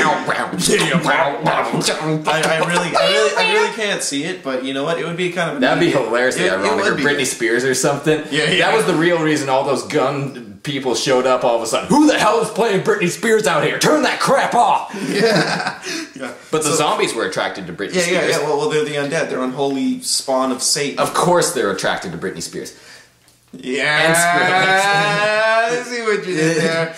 Anyway, so Merle decides that he's gonna go all Rambo and fucking kill the governor's people because he knows the governor's at this meeting spot. He let Michonne go, so what he does is he, slaps the car into neutral, bails out while the zombies are following all the music, and he finds himself in a nice little building where the zombies can't get at him, so he thinks, and then the people won't see him. So the zombies start rushing at the people, but he's the people are all firing on them. Yeah, and he starts picking off the people while they're distracted with the zombies. Which, their own gunfire masks his gunfire, and I gotta say that's quite ingenious. He learned a lot from the governor, like his tactic of using the walkers as a weapon. Yep. So anyway, he picked off about 4 people. I'm gonna say about 4 people.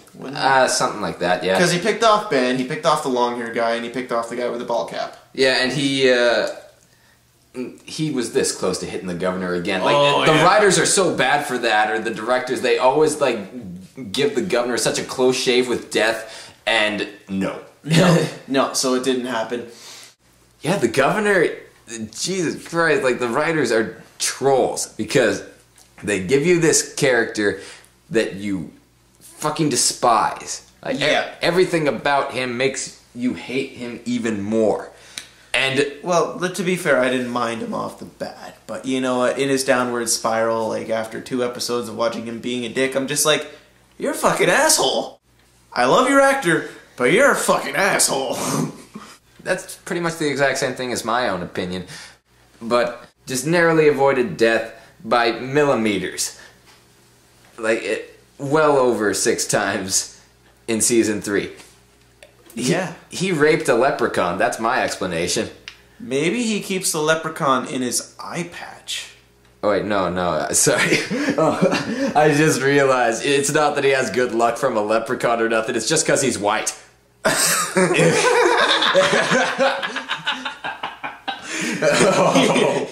Yeah. There's your explanation. Yeah. That's why he's lasted so long. He's white. Yeah, the only plot device they really had at that point was the governor being a dick. And they couldn't kill him off because he's white. This all sounds incredibly racist in retrospect, but I really don't know if it can be explained any other way. No. Black people die all the time on The Walking Dead.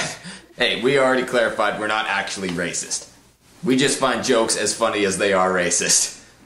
True. If you made a graph, like, the humor level is proportional to how offensive that shit is. I was about to say, it's a directly proportional relationship.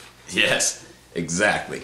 Yeah, here's your proof, people. We are not racist. We are not racist. It is The Walking Dead that is racist. And here's our proof. There were 5 prisoners, these 5 criminals, these convicts in the prison. And out of 5 of them, only 1 of them was white. And he survived the longest. Holy crap, you're right. 3 black guys got cut down within like 3 episodes. Yeah, 1 white convict and he lasts like half the season. He lasted longer than all of the other ethnic prisoners combined. Yeah, the Mexican guy didn't even make it 1 episode. No. Holy shit, this show is really fucking racist. Well, I don't know. I think Michonne is going to last. Yeah, a really she has a long time. fucking katana though. That's her saving grace. Yeah.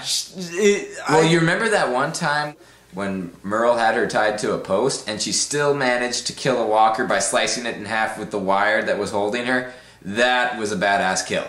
That was it. That's in my top 3. That's up there, you know. Is sad. It's similar to Glen when he was in the chair, but Glen in the chair, I gotta admit, was way better than Michonne's kill. Yeah, because you thought he was fucked. I even thought he was fucked. Oh, yeah. Then Merle gets surprised by a walker who made it into his building. He kills it, and then the governor finds him, and the governor starts beating the crap out of Merle. He bit off 2 of his fucking fingers! In 1 bite. He's got the bite force of a goddamn great white shark. Or a crocodile, man. Like, that shit's crazy. So anyway, long story short, the governor wedges his arm in a place where he can't pull it out, and then Merle's just like, I ain't gonna beg, and then the governor just shoots him in the chest. Yeah. Meanwhile, Daryl comes. Yeah, Daryl tracked down the motorhead and the Yeah. So Daryl was looking and just looking at all the massacre around, and he sees Merle leaning over a corpse, and then he's just like, no. And then Merle gets up, and you can see that, you know, I really got to give credit to that shot, because you saw... That whole scene was terrific. That whole scene was wonderful. You see that the first thing you see is Merle's eyes, and they are not human anymore. And Daryl really broke down. Daryl did break down. It wasn't a really lame breakdown like... No, not like Rick's. No. This one was really good. So he had to kill Merle in the end, which was really sad, but he did it really Rambo. Yeah. He fucking grabbed a knife and started stabbing him in the face repeatedly. Yeah, viciously and full of anger, but he was crying he was just bawling like a baby, but he was all alone, so no one needs to know that he cried. Yeah. That was a very touching scene, like probably the most tragic death for me personally, and I never saw that coming. I thought I would have been smiling when Merle died. Yeah. But in 1 episode, they made him a really awesome character. Yeah, they made you root for Merle in 44 minutes.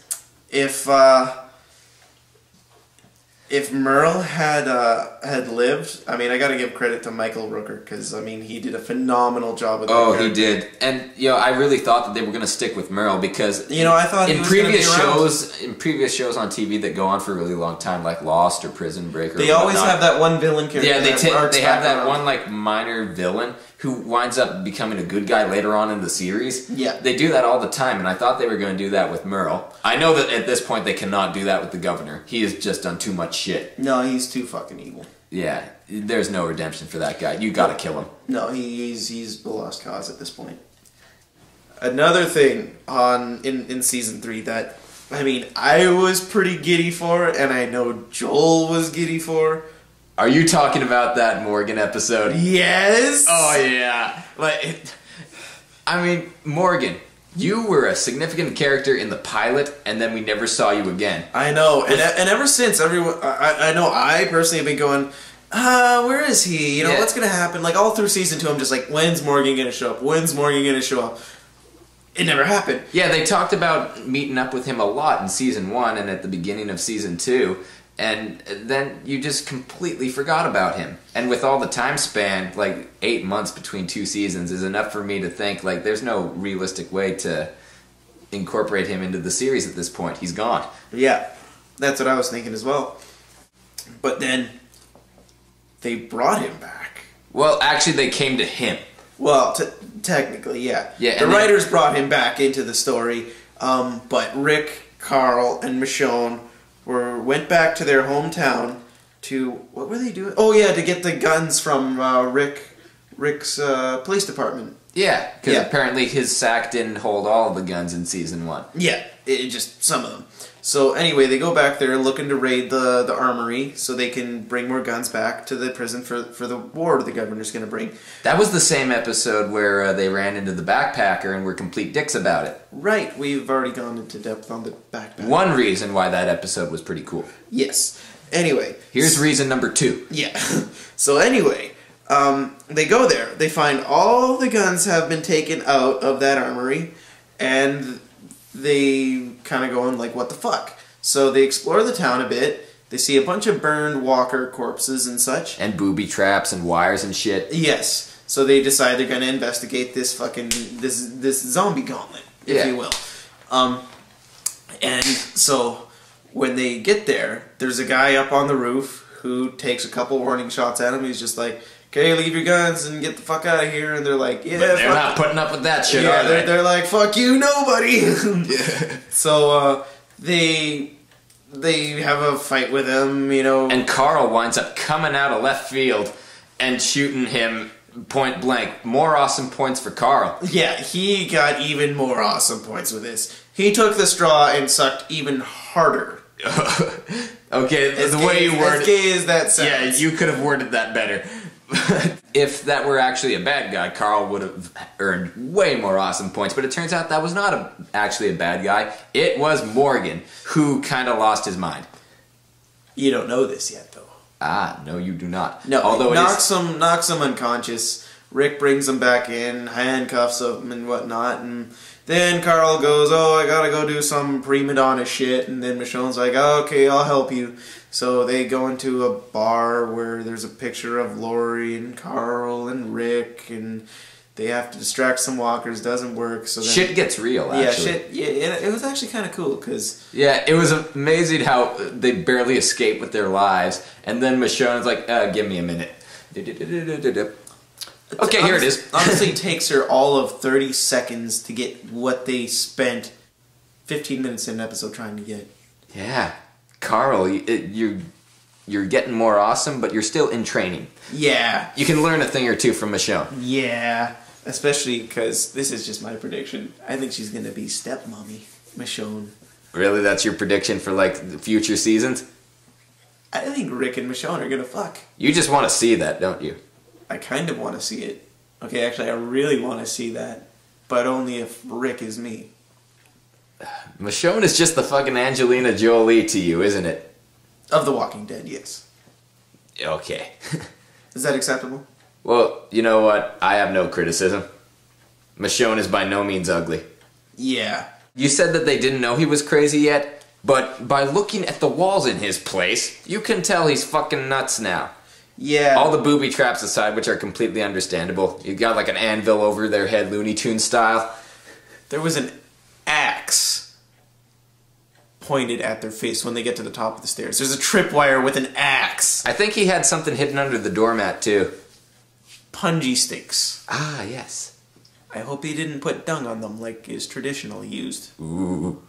Mind you, what would be the point in a zombie apocalypse? They have no immune system. Yeah, that's true. Dead can't get sick, except for that disease that made them what they are. They totally have that. Super syphilis. Yeah, maybe syphilis. We talked about this. Yeah. That'd be horrible. That would suck. Morgan wakes up and begins...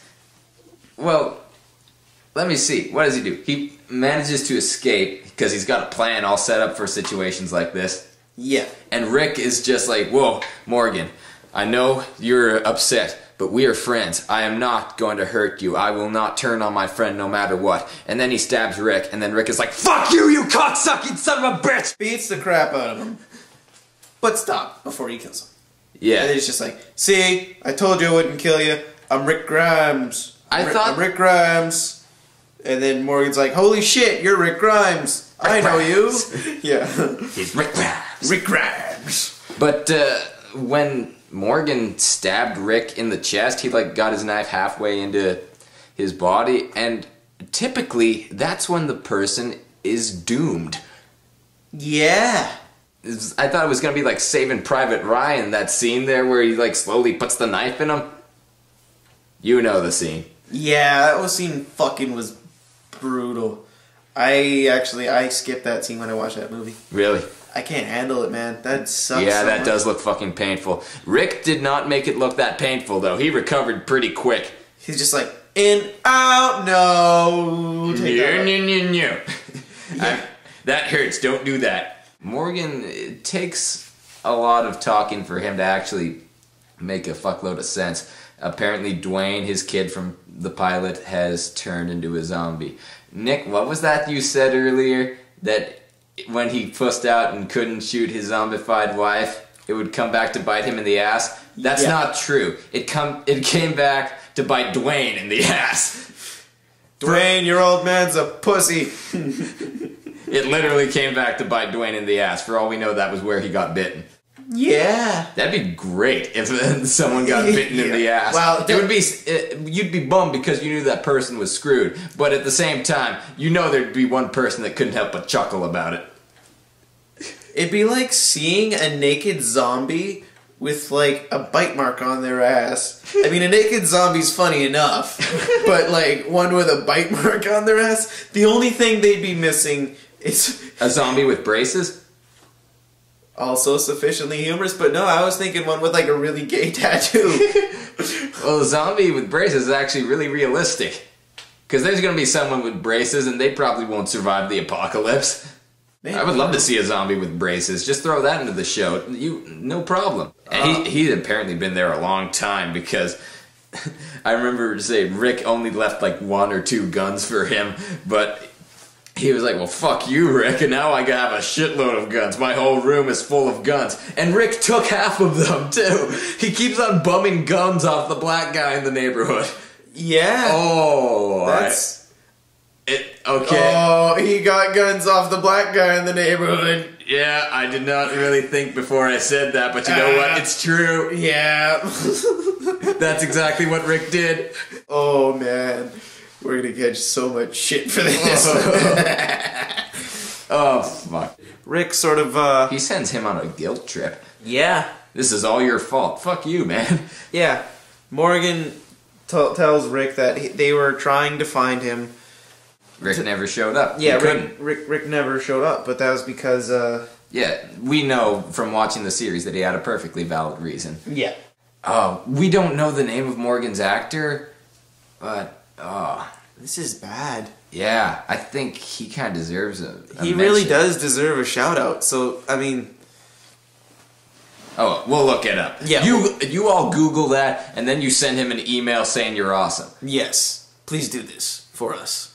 Anyway, so he goes into detail on, like, you know, how this happened, and then how he just saw red, and, you know, he finally did what needed to be done. So, you know, he didn't really say whether he killed his kid after immediately, or, like, you know, whether his kid was already dead, or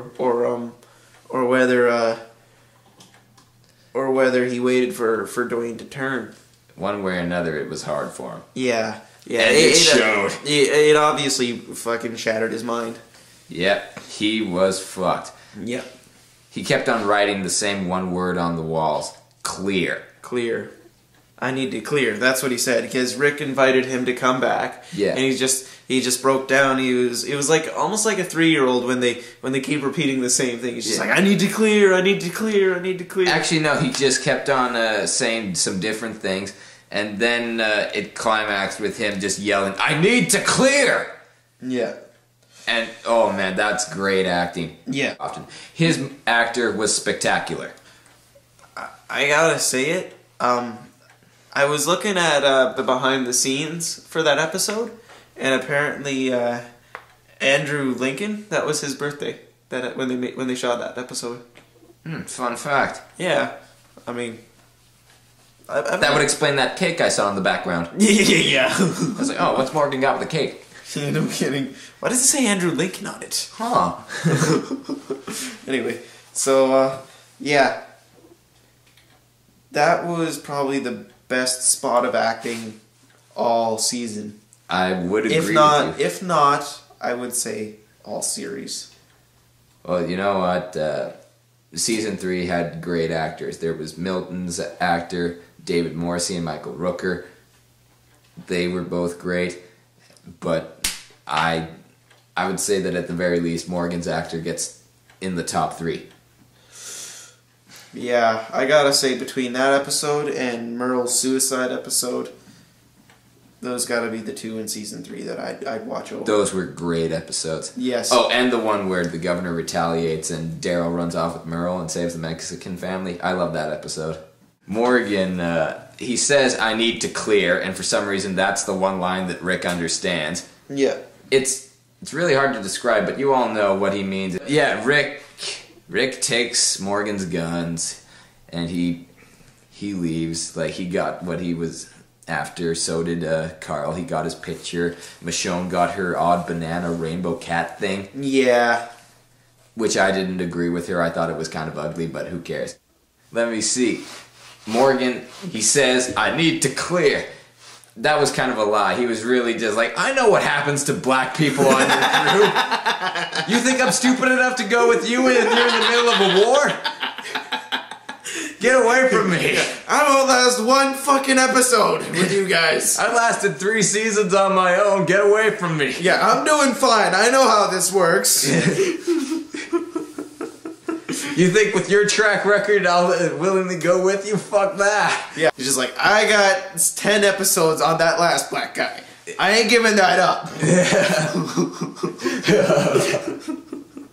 And then I'm going for a record. Yeah, pretty much. They've just been racking him up. Man, it's just the pile just keeps on getting taller and taller. Set up a black guy, knock him down. Set up a black guy, knock him down. Just like dominoes. Pretty much. Similar color. If they don't kill him, they get rid of them somehow. Morgan was the first one. And then once Rick's not on his own anymore, has to be a black guy. Yeah. If there's a group of people, gotta be a black guy. I wonder if the governor's black guy is gonna bite it. Probably. Oh, no way! You might be right. Let me see. What happened before that was Tyreese and his sister. They're beginning to realize, hey, our governor's kind of an asshole. And Andrea finally figured it out. Yeah, fucking Thank you, Andrea. It took you a whole season to figure that shit out, but... No kidding. At least it happened, so... Really, the only awesome part she had in season 3 was when she turned on the governor and almost killed him in that warehouse. I knew that because of the formula to the lead up of the season finale, the governor had to survive. So I knew one way or another he was going to make it out in one piece. Maybe Andrea would get away, but so would he. Maybe he would beat Andrea. I didn't know, but I knew that one of those two would happen. And they really did a great job in that episode of making it look like the governor had lost. Yeah, I thought he was... You knew he was gonna live. Yeah, like, I knew that they did a really convincing job of making it look like he was fucked. Yeah, I knew because of the plot formula that he had to survive it for the season finale, but yeah, for a split second, even I was like, "Oh man, he's fucked." But anyone else would have died. Oh, yeah. She tries to make it back to the prison to warn them, it's a trap! Yeah. But nope. Governor ambushes her right before she can get there, takes her back, puts her in a chair, and starts torturing her. Well, he didn't torture her. He beat the crap out of her. It's torture. I didn't... No, I never saw him beat the crap out of her. She was all bloodied and shit. One can make the assumption. Yeah, alright. So anyway, and like Tyreese, I said, in that one episode, he got more characterization than T-Dog did for the whole 2 seasons he was in. Yeah. That's kind of sad. That really was. But you know what? Tyreese was in the comics. So they kind of got to give him a bit more, Tyreese apparently was a douchebag in the comics. He was a fucking douchebag in the comics. But in this, on the TV show, he is anything but a douchebag. No, he's pretty cool. As a matter of fact, he's not enough of a douchebag. Yeah. His aim is terrible, which ultimately pays off at the end of the, end of the season. Yeah, pretty much. But Tyreese decides... Like, I'm not gonna take part in this war. I'm just gonna stay behind and protect the children. Yeah. He's thinking of the children. Yeah. So that happens, and that's sort of how it ends there. Yeah. But, you know, the governor then gets his full-on counterattack going on. But first, there was that scene with Milton that Nick talked about. Yeah. Where governor gave him a knife and made him attack Andrea. And you know what? He did what all of us would have done. He took the knife to the governor, but he failed miserably, just like everything he does. Yeah. Well, you gotta give him brownie points for trying. Yeah, he did try, and I do think of him better for that. Yeah. But, yeah, like you said, that whole thing didn't end well. At this point, we're at the season finale, and for the longest time, we knew that the season finale was just going to be badass. It was going to be the ultimate showdown between Woodbury and the prison group. We thought that, like, Martinez and Daryl were going to fight it out because they were, like, the polar opposites, kind of. Yeah. And Rick and the governor were just going to shoot it out. It was going to be fucking badass, brutal all over. Yeah. And, nope. At the beginning of the episode, I gotta say, as far as the Walking Dead season finales go, this one was the weakest. That was so anticlimactic. Yeah, it was really weakest by far. It was just like the best season thus far, and it closed off horribly. Yeah, it was really anticlimactic. It made I cannot stress that word enough. It actually killed me on the inside just a little bit. Yeah, I was really, really disappointed. But anyways, like, that's not how it started, though. At the beginning of the episode, the governor's got all of his men rallied together, all of his guns, and you think, wow, the prisoners are really screwed. Yeah. So anyway, and that's how it starts off in the battle, too. Like, they immediately pick off the watchtowers, which they assume people are hiding in. No. The towers did not last a second. Neither did the barriers. What they did was, at the beginning of the episode, they made it look like the group was running away. Yeah. But turns out, no. What they did was they set up spikes, and in the first half of the battle, they effectively killed 2 tires. One vehicle. Yeah. Let's be fair. It was the Hummer, so it was like one of the more important ones, but they only took out 1 vehicle. And so, yeah, they took out 1 vehicle while the governor's people just owned the prison barriers. Like, at that point, I was thinking, like, yeah, I'm really disappointed that they ran away and there's going to be no battle, but hey, they didn't stand a chance. No. But, yeah, then they go further into the prison. They hear all this clanky noise. It's turning into a horror movie. Like, oh, who's in here? And what do you know? It's a trap! Yeah. The fucking alarm goes off, lures all the walkers, all the flashbangs and smoke grenades go off, so the people are disoriented. Run away! Yeah, Run away! So all the people that the governor rallied up who are like Joel said before, are pussies. Yeah, the governor tried to train them. He tried to, train them to be warriors, but no, they're fucking pussies. No. Martinez used that very word. It's like, oh, you called it. Pussies. Yeah. So they ran away, and the governor was, chasing them the whole way. Get back here, you morons! Yeah, so Glen and Maggie then pop out in full riot gear. They're just like, let's shoot in their general direction! I'm a stormtrooper! Yeah. So anyway, all of the governor's yeah, and Glen and Maggie, as soon as they ran away, Glen and Maggie were like, we did it! We've won! I was like, you didn't fucking win. They're gonna be back. All you did was scare them away. Now they're not gonna fall for the old flashbang trick again. Yeah, no shit. I was about to say, you didn't kill anybody. Really, Rick? That was your plan? I mean, yes, it worked, but your plan was flashbangs and the Maglen? Yeah. Well, it worked. Who wants to hang around the Maglen? Yeah, no one wants that drama anymore. So anyway, the governor and his people, they take off, and the governor tells the troop, the truckload of people that it's just like, hey, pull over, we gotta figure this shit out. And they're just like, let's go back. And they're like, we're not going back there. We're too scared, we're too pussified. Yeah, and you know what? He's just like, you know what? Fuck it, you guys are pussies. He takes his gun and he fucking opens up on all of them, killing them. Yeah, he kills all of them except for one woman, Karen, who I believe had been in the series before. She may have had lines here and there, but up until then, she was more of a minor I had not noticed her. Yeah, she kills everyone but Martinez and his black guy, which had been there, but to this day I do not know his name. I call him Raisin Bran now because I don't know if it's his beard or something, but every single time I see him, I'm just like, that guy should be in a Raisin Bran commercial. There's 2 scoops of raisins in every bowl. I munch it down like a zombie munching on my bread. Then you just see the zombie munching his brain. Yeah, just zoom out and like the zombie's eating his brain out of his skull like a bowl of cereal. That was a huge fail for the governor. And, oh yeah. Well, it may not have been the battle that we wanted, but we did get the victory. At least we got a setup. We got the prison victory, which is what we wanted. And, well, let's face it, that's what we knew would happen, because that's part of the formula. Yeah. Well, we knew that, now that the governor's gone fucking AWOL. We figured that, like, yeah, the main characters, they have to survive, because that's part of the formula. But who will die? Because we knew someone would die.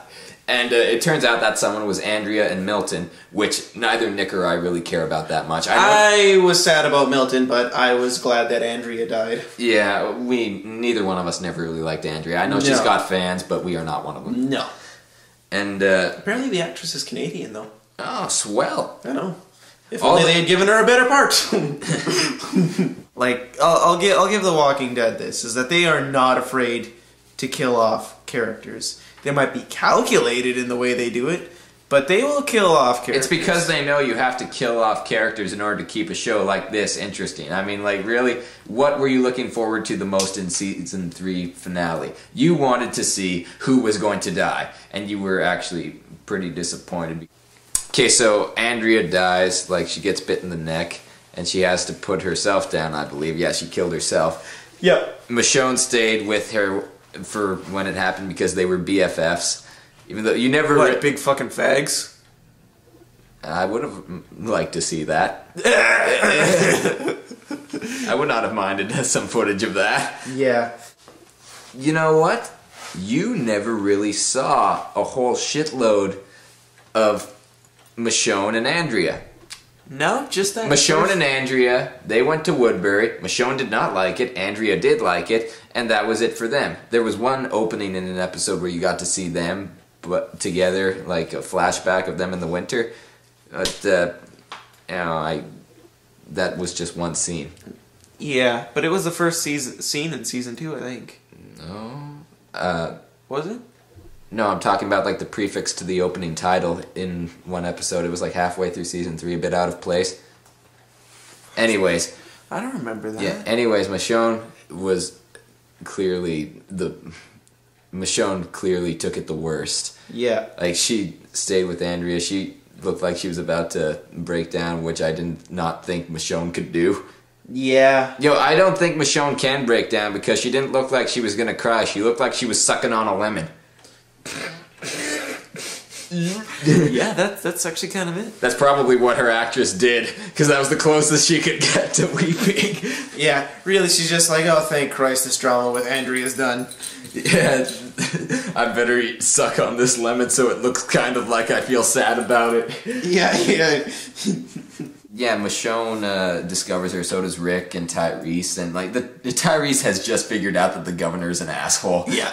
He pulled an Andrea right there. Like, oh, the governor kidnapped people? He shot people? Like, yeah, you didn't know that, you dumb shit. Well, I mean, he should have figured it out when they had the pit full of walkers, which we failed to mention. But you know what? Pit full of walkers, bad news. Yeah, the governor pulled a bullshit line, and just like we said, Tyrese chose to believe that. Yeah, he's just like, oh, we're just gonna use them to scare them. Yeah, fuck you are. Yeah. They're cheap, they're plentiful, and they're effective. Yeah. Sounds like a good weapon to me. After that, like, Tyreese and Karen and his sister Sasha. Ugh. Yeah. Yeah. They, I think, are becoming... have effectively become members of the group. Yeah, they have. And they took everyone from Woodbury, too. Yeah, they took all the old people and children who did not partake in the battle. The governor sort of just ran off with Martinez and his black guy. And like I told Nick earlier, this show has officially become a loaf of multi-grain bread, just like I always wanted. Yeah, because for a really long time, it was in danger of being just a cracker stack. Yeah, like he said, there was, aside from T-Dog, it really was... T-Dog, Michonne, and Glen were the only people keeping this... I forgot about Glen. Yeah, Glen is... Aside from Glen and T-Dog in Season 2, that was it. Yeah. that was it. You had 2 little specks of color there. Yeah, that was just very, very bland. Yeah, very boring. We're getting into fucking colors here. Yeah. It's not a rainbow. Well, no, but you know what I mean. So, if we're gonna have a zombie apocalypse, we may as well make it multicultural. Sure, because everyone can be a zombie. Yeah, zombies aren't racist. They'll eat anything. Rick takes all the old people and the children in a huge act of mercy, and he brings them back to the prison, which, at first I didn't think that made a whole lot of sense, because Woodbury's abandoned now. Couldn't they move into Woodbury? But then I thought, prison's is way easier to fortify. Yeah, then I thought, no, the governor, that's his home ground. He probably knows all the secret passageways and all the points of weaknesses, so moving into Woodbury, although it would be nice to have all those buildings and shit, not actually very convenient. No. The prison just makes more sense. But... now I guess we're going on to the topic of the future. What do you think is going to happen in the future? What about the Maglen? They're married. Well, they're going to be married now, so I'm thinking they're going to be sticking around essentially until one of them dies. They essentially married at the end of season 3. Like that was in the Merle death episode. Yeah, and that was right after Merle got killed out. And when Glen proposed to Maggie, and I'm like, oh, really? You're going to cap off such an awesome episode with that? Yeah. And, like, just in the most cliche romance scene I'd ever seen, like, they're passionately kissing in the sunlight as the orange sun is setting. I think it would be awesome to just buck the trend with just a clip of Maggie sucking Glen's dick in the most vulgar way imaginable. Yeah, not even very long. Just like... yeah, just a 2-second clip. Just like... then, like, change to the next scene. Yeah, just long enough for the audience to go, wait, what the fuck was that? Yeah. What, go back, TiVo that. Yeah, TiVo that shit. What the hell was that? I would love if they did that. Fucking, that'd be fucking hilarious. Now, who do you think is going to die in the future? Ooh, that's a toughie. Because you see, what they've done thus Hershel, far... for sure. Hershel's gonna die really? at some point. You think Hershel's gonna die? I'm pretty sure Hershel's gonna die at some point. I would not bet money on that. At least not for a very long time. I can see it happening. Because people kind of like Hershel. I know. What Rick did was adopt a shitload of old guys and children, and I don't think that's gonna last. No. Like, how can they keep that up? No. I can guarantee that the governor will return, but right now it's just him, Martinez, and his black guy. Or Raisin Bran, that's right. Martinez and the Raisin Bran guys. So they'll be well fed off of cereal, but it's just 3 people. Yeah. I predict that some other asshole will show up and the governor will form a deadly alliance or something. Yeah. Or maybe trick someone into hating Rick. Maybe he'll find the helicopter. Maybe we'll finally get some closure on the goddamn helicopter. Maybe. I doubt it, though. I think Carol's going to bite it.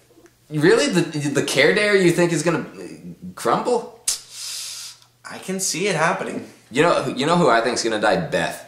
Because I could see it too. I think the writers can easily afford to drop her. I don't think they would want to though. I used to think that the writers were not afraid of offing anyone on the show. Like after T-Dog and Laurie died, I thought, wow, they're not scared to off anyone. Like as soon as the actor demands a raise or starts getting pushy, they'll just be like, okay, you're off. Hershel got his leg cut off. That was a warning. Yeah.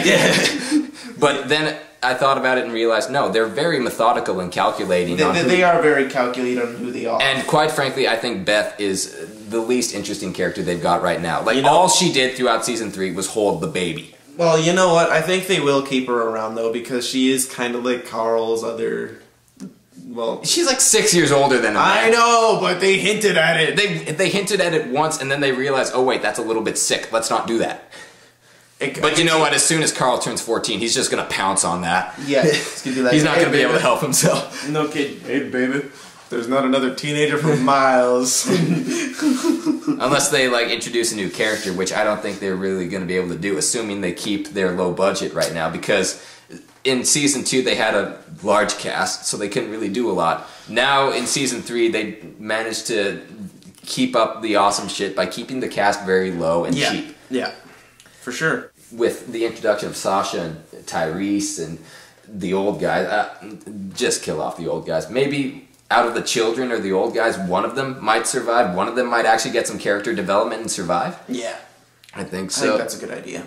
Like, I still want the governor to die. Like, that was such an anticlimactic fucking season finale. The governor, he failed, but I wanted to see him die. I wanted some dude to unexpectedly turn on him and save the day at the last second, like the fucking T-Rex from Jurassic Park. Just show up and...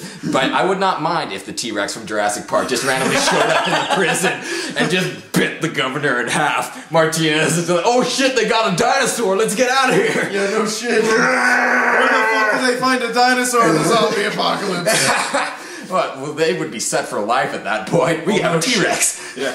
Oh, imagine if the dinosaur turned into a zombie though. Oh shit. That would suck. That would fucking suck. Quick, put him down right now. What if Daryl died? Oh! Okay, you know what? No, Daryl's not gonna die because he's a fan favorite. No, he's gonna be around. He is a fan favorite. Fucking A, he's gonna if be they around. off him, that will quite frankly be the stupidest fucking move that the writers ever made. I think Michonne's around for a while too. The only reason that they would ever kill off Daryl is maybe if Norman Reedus pulls a Charlie Sheen and just doesn't want to be on the and they got to replace him with Ashton Kutcher. Oh god, this show would suck so much. Hey, I'm Daryl's brother, Earl. Can I do it? Yeah, Earl. Because that seems to be a fucking... no, both of my brothers are dead. Yeah, and he's got a fucking studio audience laughing at everything he says. Just following them around, laughing at everything remotely humorous that Ashton Kutcher says. Well, yeah, you know eventually they're just going to open fire on the studio audience. Die, motherfuckers! Boo! Boo! Yeah, fuck it. Have you even seen the new season of 2.5 Men? I choose not to. Yeah, let me see. Carl, at the end of the season finale, Carl just pulled a Shane. And yeah, he's becoming not just a badass, but an evil badass. Yeah, he did not earn any brownie points with that last move. He killed a guy and then lied about it, and Hershel was like, bullshit, it was in self-defense. Yeah. You had him with your ridiculously big silencer that made your gun look like a trumpet. Yeah. Die, motherfucker. Oh, wait. I gotta play it just right.